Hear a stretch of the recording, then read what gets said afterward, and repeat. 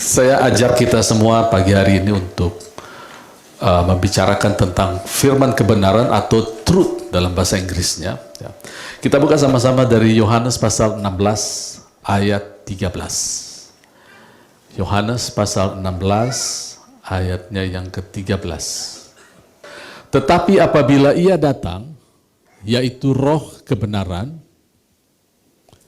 ia akan memimpin kamu ke dalam seluruh kebenaran. Sebab ia tidak akan berkata-kata dari dirinya sendiri, tetapi segala sesuatu yang didengarnya itulah yang dikatakannya, dan ia akan memberikan kepadamu hal-hal yang akan datang. Ia akan memberitakan hal-hal yang akan datang. Saudara, kalau kita kembali lagi, apa yang hilang di Taman Eden yang sering saya sampaikan di tempat ini, manusia tidak pernah kehilangan surga, karena surga itu milik Allah, bukan milik manusia. Manusia tidak pernah kehilangan agama. Ya. Manusia hanya kehilangan dominasi, kekuasaan atas dunia, dan itu diambil oleh iblis. Maka apa yang Roh Kudus lakukan itu adalah mengembalikan apa yang hilang. Kalau kita bayangkan di Taman Eden, Allah tidak pernah mengajarkan Adam dan Hawa untuk berdoa, berpuasa, memuji dan menyembah Allah. Tidak terekod di dalam Alkitab. Tetapi toh Allah mengatakan semua itu sungguh sangat baik. Ada satu yang sangat dominan di Taman Eden, yaitu pergaulan Allah dan manusia. Itu yang hilang. Yang membuat manusia hilang dominasi. Target dari kedatangan Tuhan Yesus adalah mengembalikan dominasi. Kali ini Allah tidak izinkan manusia berjalan sendiri. Roh Kudus harus masuk ke dalamnya. Setiap manusia. Makanya di kitab Yoel dikatakan orang-orang tua akan mendapat mimpi-mimpi. Anak-anak muda, teruna-teruna, semua golongan, hamba-hamba semua dapat. Karena itu target Allah untuk mengembalikan Roh Kudus ke dalam manusia supaya kejadian pasal 1 itu bisa diulangi bahkan lebih indah lagi. Jadi jangan salah fokus, saudara ya. Kita memang ditempatkan untuk di dunia. Surga itu milik Allah. Nah, Tuhan Yesus menyiapkan kita dulu yang pertama. Itu sebabnya tubuhnya itu adalah untuk memperbaiki tubuh kita. Karena apa?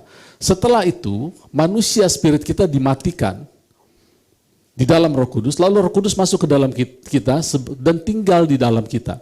Dan tubuh kita itu menjadi personal address dari Roh Kudus.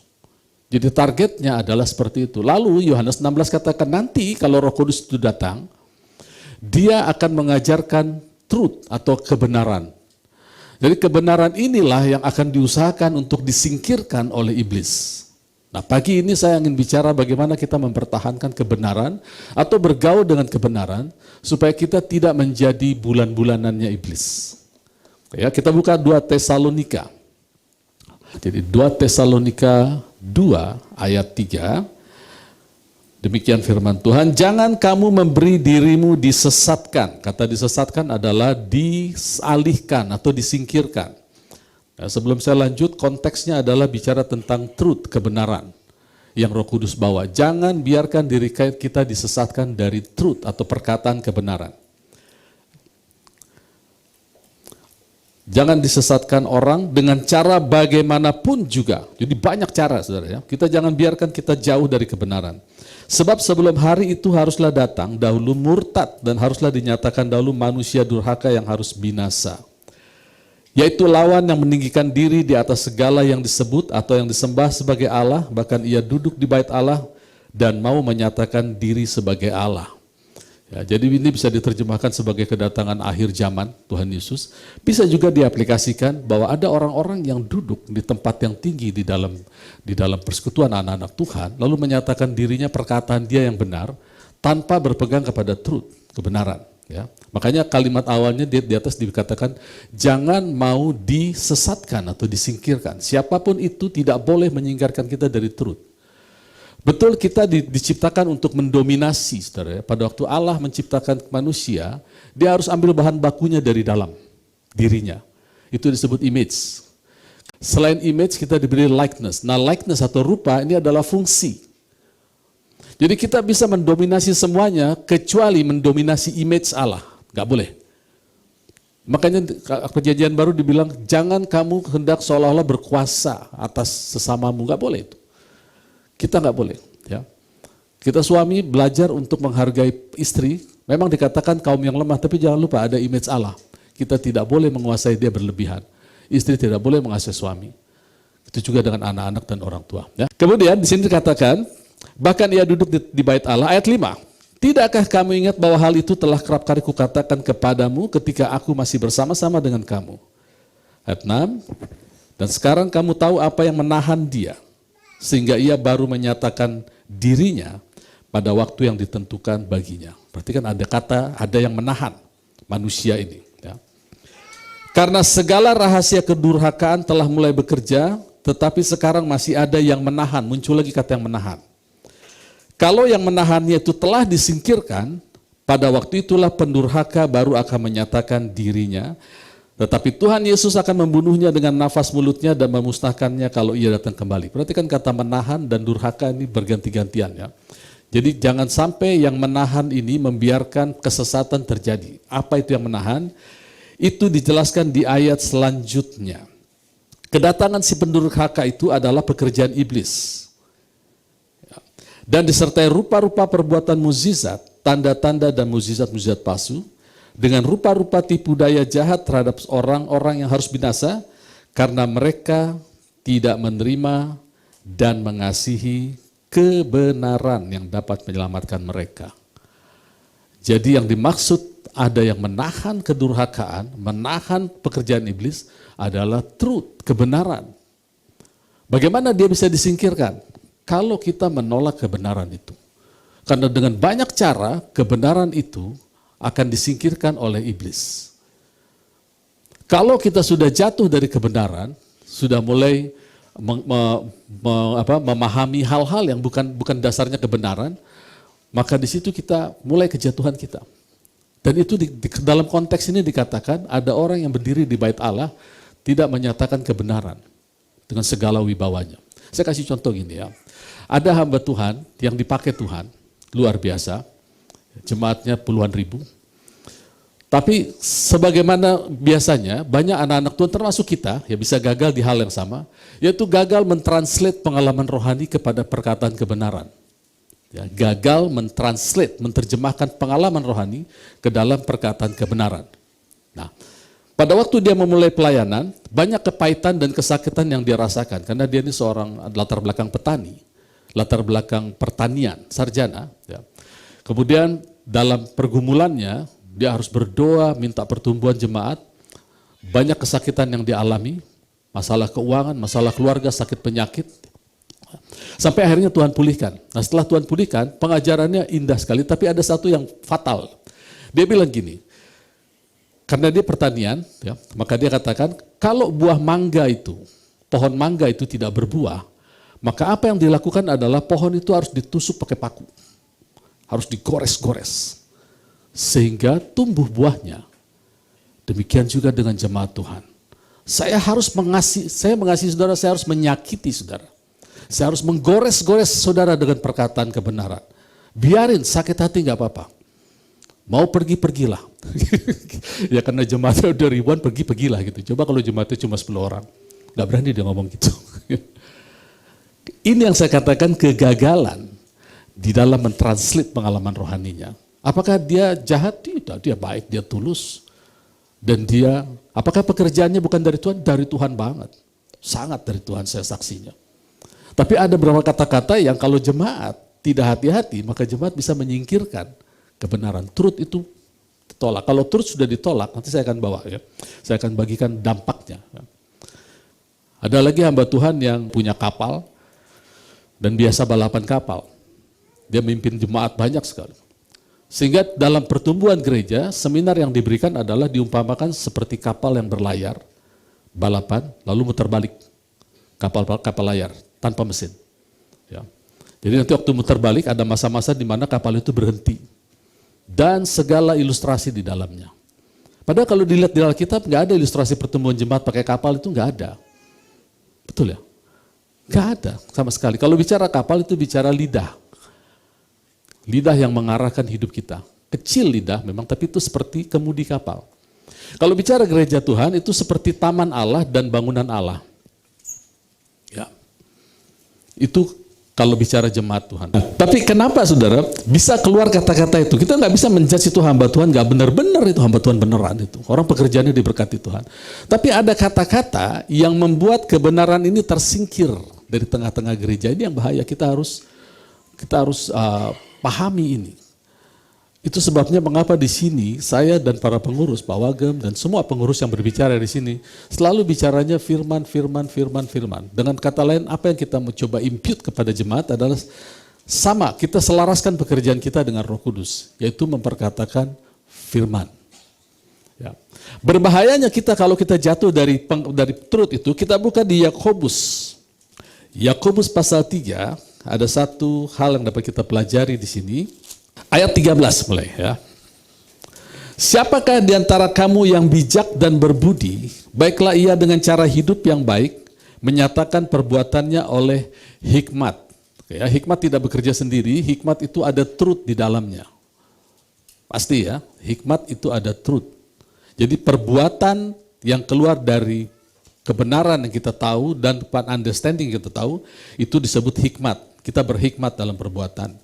Yang lahir dari kelemah lembutan. Oke, ayat 13 itu bicara tentang truth. 14, jika kamu menaruh perasaan iri hati, kamu mementingkan diri sendiri, jangan kamu megahkan diri, janganlah berdusta melawan kebenaran. Iri hati, mementingkan diri itu adalah emosional kita aktif di situ. Jadi kalau kita menjauh dari truth, dari kebenaran, maka emosional kita ambil alih. Jiwa kita ambil alih. Lanjut, ayat 15. Itu bukan hikmat yang datang dari atas, tetapi dari dunia, dari nafsu manusia dan setan-setan. Nextnya, setelah emosional kita, maka kita masuk ke dalam hal-hal yang devilish, satanic. Dikuasai roh jahat. Jadi ordernya seperti itu. Menjauh dari truth, masuk kepada emosional, otomatis. Karena truth ada di area roh. Kalau kita ignore, mata kita tidak tertuju kepada truth, kita akan mudah menyingkirkan kebenaran. Orang khotbah apa aja, amin. Itu kan. Itu kan sering kayak begitu. Akhirnya kita masuk kepada hal-hal yang emosional. Setelah emosional, masuklah kepada satanic, devilish, atau pekerjaan setan. Itu urutannya. Nah inilah yang terjadi juga, saya ambil 2 contoh supaya, karena Alkitab katakan, dengan keterangan 2-3 orang saksi, hal itu menjadi sah. Kita buka Keluaran pasal 32. Keluaran pasal 32. Ini yang terjadi kepada bangsa Israel. Ketika mereka meninggalkan truth karena satu dan lain hal. Tentunya kalau orang meninggalkan kebenaran itu ada alasan, saudara ya. Bukan jahat, kadang-kadang banyak hal bukan karena alasan jahat, tapi karena ignorance, karena ketidaktahuan. Ya. Itu sebabnya Tuhan Allah berjanji, aku akan membangun gerejaku, aku akan menetapkan gembalaku yang menggembalakan dengan knowledge, pengetahuan. Itu sifatnya informasi, pengetahuan. Nah kalau kita ingin dalam pengetahuan disebut understanding. Kalau kita ingin melakukan pengetahuan dan understanding itu disebut hikmat. Berjalan bersamaan. Kalau pengetahuan nggak ada, hikmatnya dari mana? Sudah pasti dari yang lain. Keluaran pasal 32 ayat 1 sampai 10. Ya, ini latar belakangnya di kaki Gunung Sinai. Ketika bangsa itu melihat bahwa Musa mengundur-undurkan turun dari gunung itu, maka berkumpullah mereka mengerumuni Harun dan berkata kepadanya, mari buatlah untuk kami Allah yang akan berjalan di depan kami, sebab Musa ini orang yang telah memimpin kami keluar dari tanah Mesir, kami tidak tahu apa yang terjadi dengan dia. Musa ini adalah yang membimbing bangsa Israel dengan truth perkataan. Dia naik ke gunung. Jadi yang dipimpinnya juga nggak tahu apa yang terjadi dengan pemimpinnya. Lalu berkatalah Harun juga nggak tahu. Dia bilang begini, tanggalkan anting-anting emas yang ada pada telinga istrimu, anak laki-laki, perempuan, bawalah semuanya kepadaku. Lalu dilakukan bangsa itu. Kemudian ayat 4, diterimanya itu dari tangan mereka, dibentuknya dengan pahat, dibuatnya daripadanya anak lembu tuangan. Lalu berkata dia kepada bangsa Israel, hai Israel, inilah Allahmu yang telah menuntun engkau keluar dari Mesir. Mereka mencari truth, mencari perkataan kebenaran, tapi dengan caranya sendiri. gitu ya. Kemudian ketika Harun melihat didirikannya mezbah di depan anak lembu, berserulah Harun katanya, besok hari raya bagi Tuhan. Matanya sudah tidak lagi kepada kebenaran. Dan keesokan paginya, maka mereka mempersembahkan korban bakaran dan korban keselamatan. Sesudah itu duduklah bangsa itu untuk makan dan minum. Kemudian bangunlah mereka dan bersukaria. Bahasa Inggris katakan, the people sat down to eat and drink and rose up to play. Yang pertama, mereka anggap ikut Tuhan play, main-main. Karena matanya tidak lagi tertuju. Ada banyak mainan dalam gereja Tuhan, saudara. Semua kegiatan bisa kita jadikan mainan. Mereka set up and drink, makan, minum, tapi truthnya sudah tersingkir dan mereka bermain-main. Matanya tidak lagi pada truth. Nextnya, ini sama dengan Yakobus ya. Truthnya ditinggalkan, kebenaran ditinggalkan, mereka main-main. Kemudian, tadi sampai di mana? Ayat 6 ya. Ayat 7. Berfirmanlah Tuhan kepada Musa, pergilah, turunlah sebab bangsamu yang kau pimpin keluar dari tanah Mesir telah rusak lakunya. Dalam bahasa Inggris dikatakan, bangsa itu, they have corrupted themselves. Mereka sedang merusak dirinya. Jadi kalau ada orang yang main-main tidak terlalu aware dengan firman Tuhan, mereka dalam proses self-destruction, self-corruption. Ada banyak contoh, saudara. Mereka yang sudah karena satu dan lain hal menjauh dari kebenaran, pelan-pelan mereka melakukan self-corruption. Ayat 8. Segera juga mereka menyimpang dari jalan yang kuperintahkan kepada mereka. Mereka telah membuat anak lembu tuangan, kepadanya mereka sujud menyembah dan menyembah korban sambil berkata, hai Israel, inilah Allahmu yang telah menuntun engkau keluar dari tanah Mesir. Final stage-nya, stage akhirnya adalah devilish, satanic. Sama ya dengan Yakobus ya, urut-urutannya sama. Jatuh dari kebenaran, emosinya keluar, jadi mulai main-main di sini. Lalu mereka mulai, kalau sudah emosional, marah, iri hati, dengki kan sama dengan self-corrupted. Mereka corruption, dirinya dikorup. Setelah itu masuk kepada devilish, hal-hal yang satanik bermanifestasi. Jadi kenapa kedatangan Roh Kudus ini harus kita respon dengan baik. Kita harus, apapun keadaan hati kita, baca Alkitab. Kenyangkan diri kita dengan kasih setianya. Itu harus kita paksa, saudara. Kalau kami khotbah di sini kurang truth, cari di rumah. Kalau perlu tulis surat. Pak Wagem tolong khotbahkan truth dong. Gitu ya. Waktu kita bicara di Lembah Pujian di Bali, saya ingat betul di mimbar itu ada tulisan, preach, khotbahkan Yesus, tolong khotbahkan Yesus, preach Jesus please. Saya lihat itu bagus juga itu, kata-kata itu. Jadi setiap pengkhotbah yang berdiri di mimbar diingatkan, gak usah terlalu banyak cerita yang lain, preach Jesus. Karena itu truth yang dibutuhkan. Supaya kita bisa kembali seperti, lebih baik bahkan dari seperti di Taman Eden. Ya. Tidak ada apa-apa, tapi Tuhan katakan semua baik dan sungguh amat baik. Nah, untuk merespon itu, saudara, saya mau membagikan sesuatu lebih dalam pada hari ini mengenai hubungan Bapa dan anak, ya, karena Bapa kita adalah Bapa surgawi dan anak kita adalah anak yang sering kali diinterrupt oleh manusia dan mengatasnamakan Bapa rohani. Ya, jadi Bapak Ibu Saudara jangan terlalu alergi dengan istilah Bapa rohani, tapi juga harus meletakkan itu pada porsinya. Bapa rohani. Karena Bapa rohani ini dibentuk terjadi dimulai di Amerika dan tujuannya baik, saudara. Tapi nggak lama karena Bapa rohani, kata spiritual father itu tidak ada di Alkitab, sama sekali nggak ada. Sehingga dengan cepat dan mudah menjadi corruption. Ya, Bapak Ibu Saudara, saya akan bacakan di sini dari Wikipedia, bisa googling ya. Nama gerakannya disebut Shepherding Movement, Shepherd, gembala, gerakan penggembalaan atau discipleship movement. Ya, saya bacakan, saya sambil terjemahkan ini karena bahasa Inggris. Ya. Shepherding movement atau sering disebut dengan gerakan pemuritan atau discipleship movement adalah gerakan yang sangat berpengaruh di Inggris, Australia, Amerika di kalangan karismatik. Ya. Movement ini disebut juga gerakan pertumbuhan Kristen. Di set up atau didirikan oleh beberapa Christian leaders sebagai network pemuritan. Yang mendirikan ini adalah Charles Simpson, Bob Mumford, Derek Prince, familiar ya, Derek Prince, tapi Derek Prince ini cepat bertobat. Dia keluar dan dia menyatakan dia bersalah telah memperlakukan jemaat. Saya bersalah terhadap Galatia, memulai dengan roh, berakhir dengan daging. Derek Prince. Ya. Itu dimulai di Florida, USA. Jadi mereka ingin, pada prinsipnya mereka melakukan cell group di dalam gereja. Sekali lagi jangan anti sama cell group ya, cell group bagus, kita harus lakukan. Ini semua adalah penyimpangan yang dimulai dari sesuatu yang baik. Tujuannya adalah untuk mempercepat pertumbuhan spiritual, kedewasaan rohani di kalangan karismatik. Doktrin atau movement ini menekankan kepada beberapa hal di dalam perjanjian baru, yaitu prinsip mentoring, mentor, relationship, yang dicontohkan oleh Rasul Paulus ke Timotius. Mereka memutuskan untuk saling menundukkan diri satu dengan lainnya dan bertanggung jawab satu dengan lainnya. Tapi penekanannya adalah otoritas, submission, discipleship.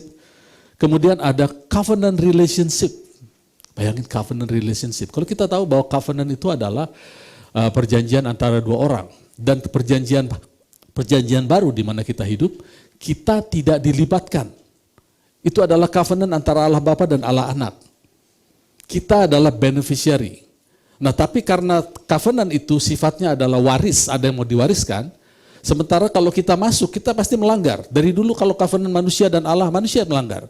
Sekarang dibikin covenant Allah dengan Allah, satu Bapa, satu Anak. Kita adalah beneficiary. Kalau kita mau masuk, dia pasti melanggar, pasti mati. Makanya dalam covenant itu, sang anak menyediakan tubuh, namanya tubuh Yesus, untuk dimatikan. Itu adalah kematian kita. Jadi waktu kita masuk ke dalam covenant, kita masuk ke dalam rahim yang baru, yaitu kematian Kristus. Kemudian kita keluar dari kematian, kita disebut lahir baru. Karena lahir itu selalu keluar dari rahim, gak mungkin jatuh dari langit kayak Mr. Bean, jatuh gitu. Itu bukan kelahiran. Lahir itu harus dari rahim. Jadi rahim kita adalah kematian Kristus. Harus mati. Jadi kematian Kristus adalah rahim kita. Jadi covenant di mana kita tinggal itu kita nggak bisa rusak, saudara. Kita berdosa pun tidak merusak. Orang covenantnya adalah Allah. Dan Allah mengatakan, lihat hambaku yang kuurapi dia akan berhasil. Lalu dia katakan, sungguhnya engkau kujadikan perjanjian. Jadi Allah bilang ini, Yesus engkau itu perjanjian bagi umat manusia. Bisakah kita merusak Yesus? Nggak bisa. Kita nggak bisa merusak covenant. Aku mau berdosa, silakan kata Tuhan. Covenantku nggak akan rusak. Yang lain bisa pakai, kamu nggak bisa pakai. Jadi kembali, kalau kita abai terhadap perkataan kebenaran, yang rugi kita. Kita akan mengalami self-destruction. Oke, selanjutnya demonic. Kemudian yang menegur, kalau saya baca semua ya, yang menegur itu adalah Pat Robertson. Pat Robertson itu adalah hamba Tuhan, saya yakin pasti ada yang pernah dengar ya, Pat Robertson, cukup terkenal. Dia datang dan dia menegur keras gerakan ini, lalu di waktu dia berjalan ke daerahnya, salah satu daerah Oral Roberts University, dia katakan dia temui ada gembala umur 20 tahun udah mengutin perpuluhan dari jemaatnya. Kemudian mereka menggunakan istilah-istilah seperti ada submission di dalamnya, bukan gereja. Gereja, eklesia itu bukan submission. Eklesia itu adalah penyamaan pola pikir. Orang dikumpulkan untuk pikirannya disamakan, bukan disuruh submit gitu. Memang dalam pemikiran itu kita diajar untuk tunduk pada para pemimpin. Tapi yang penekanannya adalah bukan submission. Ya, dan lain sebagainya. Bapak saudara bisa baca di Wikipedia, namanya Shepherding Movement. Nah sekarang, kenapa saya katakan kita jangan anti dengan hubungan bapak anak? Karena Paulus melakukannya dengan benar. Karena begini, kan tidak mungkin Tuhan muncul di gereja lalu bilang, hai anakku, satu-satu dia bicara, kan nggak mungkin. Karena dia roh, dia perlu tubuh untuk berbicara. Maka ada orang-orang yang dipakai untuk menyampaikan perkataannya. Dan mereka tidak pernah bisa menjadi bapa atas yang lain. Karena tidak boleh ada orang menguasai image Allah. Sesama image Allah dilarang saling menguasai. Sama seperti kita punya anak misalnya, 4-5 orang. Kalau kita ingin adik-adik yang sulung menjaga yang anak, maka yang sulung harus pakai perkataan kita. Kalau adiknya nakal, bilang jangan nakal nak. Dia nggak boleh pakai perkataan tetangga yang mengatakan pukul aja adiknya. Nggak boleh. Tapi anak yang sulung tidak pernah menjadi bapak terhadap yang bungsu atau adik-adiknya. Tapi dia berfungsi sebagai bapak. Sebagai Bapa, nah itu boleh. Nah sekarang, saudara, Tuhan Yesus pernah mengatakan begini di kitab Matius, nggak usah dibuka ya. Di kitab Matius dikatakan begini, jangan, Matius pasal 23 ayat 9, nggak usah dibuka ya. Jangan kamu memanggil seorang pun Bapa di muka bumi ini, karena hanya satu Bapamu di surga. Bukankah kalimat ini sama dengan waktu Allah mengatakan, jangan ada Allah lain di hadapanku? Sama. Yang mengucapkan juga sama, berarti bobotnya sama. Kita harus hati-hati itu. Kemudian, di Galatia 4 ayat 6 dikatakan, karena kamu anak, maka Allah mengirim rohnya yang kudus, supaya kamu memanggil Bapa, Abba, Bapa, Abba, Father. Dia kirim roh kudus. Pertanyaan kita, atau yang harus kita renungkan, apa tugas roh kudus tinggal di dalam kita, selain menyatakan kebenaran? Dia mengajari kita memanggil Bapa, Abba, Father. Abba itu adalah Allah, Father adalah sumber. Bayangkan kalau ada orang datang, saya ingin menjadikan Pak Wagem anak rohani saya. Pertanyaannya, saya harus taruh apa di Pak Wagem? Apa yang saya punya yang saya bisa taruh? Allah, kalau saya bilang nggak perlu, nggak usah taruh apa-apa. Bapa aja pencipta langit dan bumi harus tahu rohnya. Saya naruh apa? Satu-satu yang saya lakukan adalah menginterupsi pekerjaan Roh Kudus. Saya bilang, Roh Kudus diam dulu ya. Saya mau ngajarin Pak Wagem manggil saya Bapak. Jadi you diam dulu. Kan gak sopan itu, saudara. Ya. Ini serius, saudara. Kemudian Bapa, Allah Bapa di surga, di Ibrani pasal 12 ayat 9, kalau ini perlu kita buka. Ibrani 12 ayat 9. Ya. Kalau yang dua tadi udah sering saya ucapkan. Ibrani 12 ayat 9 benar begini. Selanjutnya dari ayah kita yang sebenarnya kita beroleh ganjaran dan mereka kita hormati. Kalau demikian bukankah kita harus lebih taat kepada Bapa segala roh supaya kita boleh hidup. Jadi kalau kita lihat tiga oknum Tritunggal itu sudah mengunci habis. Tidak ada celah bagi kita untuk masuk sebagai pihak keempat sebagai Bapa rohani. Kunci. Nah, saya sebelum bicara ini tentu saya pelajari semua konsep. Ini pro dan kontra. Yang pakai konsep ini hamba-hamba Tuhan yang khotbahnya bagus-bagus juga bilang, hati-hati dengan pengajaran yang mengignore Bapak rohani. Saya juga mengatakan hati-hati dengan pengajaran yang mengagung-agungkan Bapak rohani. Saya berani katakan karena kebenaran bilang begitu. Bagaimana mungkin kita mengajarkan sesuatu yang jelas-jelas dilarang oleh Allah? Nah, sekarang semua pakai dasar sama. Jangan mau mendirikan doktrin di atas satu ayat. Dan biasanya mereka langsung memakai ayat 1 Korintus 4. Maka saya mau katakan juga, hati-hati dengan doktrin yang dibangkitkan di atas satu ayat. Mari kita buka 1 Korintus 4 ayat 15. Sebab sekalipun kamu mempunyai beribu-ribu pendidik dalam Kristus, kamu tidak mempunyai banyak bapa. Kalau kata banyak bapa dia hapus jadi bapa doang kan boleh aja ya. Kamu tidak boleh punya bapa, apalagi banyak bapa. Karena akulah yang dalam Kristus menjadi bapamu oleh Injil yang kuberitakan kepadamu. Bahasa Inggrisnya bilang, kalau di King James dikatakan, coba switch ke King James saya. I have begotten you through the gospel. Karena kita renungkan. Yang melahirkan orang jemaat di Korintus itu Paulus atau gospel, saudara? Kalau kita bilang Paulus, maka kita akan bentrok atau nabrak 1 Petrus 1 ayat 23. Kamu tidak dilahirkan dari benih yang fana, tapi kamu dilahirkan dari benih yang tidak fana, yaitu firman Allah. Ya. Jadi kita harus jawab bahwa itu anaknya gospel, bukan anaknya Paulus. Dan jangan lupa surat 1 Korintus ditulis kepada manusia duniawi. 1 Korintus 3 bilang, aku menulis kepada kamu, bukan menulis kepada orang dewasa, kepada manusia duniawi. Kalau sama manusia duniawi ya begitu bahasanya. Ya. Kita buka lagi satu ayat lagi, ya Yakobus 1 ayat 18. Selain 1 Petrus 1 ayat 23 kita sudah familiar, sekarang Yakobus 1 ayat 18. Atas kehendaknya sendiri ia telah menjadikan kita oleh firman kebenaran. Jadi kita dilahirkan, kita dijadikan itu maknanya sama. Supaya pada tingkat yang tertentu menjadi anak sulung di antara semua ciptaan. Anaknya siapa, saudara? Anak Paulus atau anaknya firman? Anaknya firman. Itu sebabnya di 1 Korintus 4, kalau kita baca selanjutnya, ya, sebab itu ayat 16, sebab itu aku menasihatkan kamu, turutilah teladanku. 1 Korintus 4 ayat 16. Kamu tidak punya bapak, tetapi Injil melahirkan kamu. Jadi kamu turut. Kalau ngomong sama anak-anak kan gitu ya. Kalau yang abang bicara sama adiknya, kamu nurut abangnya. Tapi apakah dia anaknya abangnya itu? Bukan, saudara. Nurut ya sama. Karena perkataanku dari bapak. Kita lanjut ya. Justru itulah sebabnya aku mengirim kepadamu Timotius yang adalah anakku yang kekasih. Ya. Hubungan bapak anak itu ada, saudara. Tapi syaratnya saya akan tunjukkan supaya kita nggak confuse, saudara ya. Dan kita tidak melanggar yang 3 itu tadi. Perkataan Tuhan, pekerjaan Roh Kudus, dan warning dari Allah Bapa. Ia akan memperingatkan kamu dalam hidup yang kuturuti dalam Kristus. Saudara lihat? Paulus bilang, turuti teladanku karena aku menuruti teladan Kristus. Seperti anak yang sulung bilang, turuti kataku ya karena aku ngomong apa yang kata papa lo. Oke, ya? Yang kuajarkan di mana-mana di setiap jemaat. Tetapi ada orang menjadi sombong karena mereka menyangka bahwa aku tidak datang lagi. Oke, sampai di situ saja. Ya. Jadi hubungan bapak ada, anak ada, kalau dia menyatakan kebenaran. Nah, kita buka sekarang ayat pendukungnya itu di Yesaya 38 ayat 19. Yesaya 38 ayat 19. Tetapi hanya orang yang hidup dialah yang mengucap syukur kepadamu seperti aku pada hari ini.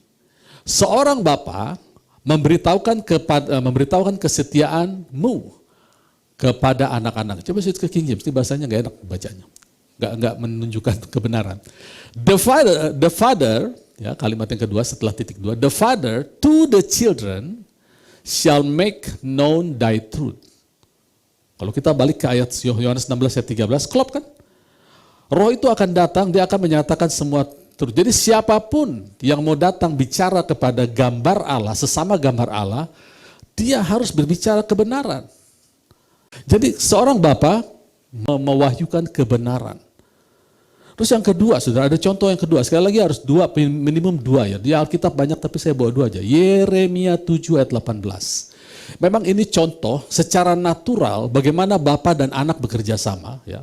Itu memang bisa dipakai juga untuk kebenaran ya. Yeremia 7 ayat 18. Anak-anak memungut kayu, bapak-bapak menyalakan api, dan perempuan-perempuan meremas adonan. Emang ini contohnya, konteksnya adalah bagaimana satu keluarga menyembah berhala. Tapi lihat pola kerjasamanya ya. Di King James lebih enak. The children gather wood, mengumpulkan kayu.